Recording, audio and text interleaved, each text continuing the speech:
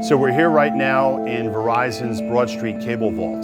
This is where all of the local distribution cables that radiate out from the Verizon building to commercial buildings or residential buildings, this is where all of that wireline infrastructure comes back to. The infrastructure inside this vault is providing all types of services, both video services, data services, as well as voice service. After the storm surge of Hurricane Sandy, this vault was virtually filled to the top with water, and that water table stayed in place for the better part of 2 days.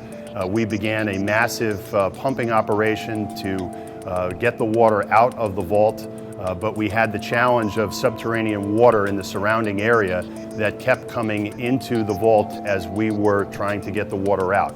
So it took the better part of 2 days of a pumping operation for us to overtake the equilibrium of the water in the surrounding area. We have air dryer systems that pump dry air through our copper cable infrastructure. Those systems lost power. Those systems also were submerged in water and destroyed. And once power began to be restored to the West Street office, we utilized the opportunity to go down into the cable vault and use an infrared camera to walk along the cable vault in each one of the bays and hold that onto the copper cables. And where water had intruded, the water meeting the electricity in the copper cable began to create resistance, and the resistance created heat. And our infrared camera was able to quickly identify where that heat was. The copper cable infrastructure serving out of Broad Street, both here as well as in the distribution system and our customer location, has largely been destroyed.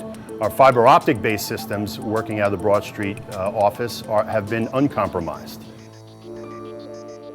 We're looking at this tremendous challenge that we've experienced here and the impact to service as an actual opportunity. And we're taking very immediate steps to remedy this situation by replacing all of this copper cable infrastructure that you see around me with fiber optics. It's far too tedious, time-consuming, and not effective of a process to try to put this type of infrastructure back together, to take yesterday's technology and try to restore it. This is a challenge for us as far as service restore, but it's an opportunity for us to bring in parallel fiber optic infrastructure, add capacity to what we already have here for fiber optics, and begin to flesh in the Broad Street network and the West Street network with more fiber optics as fast as possible.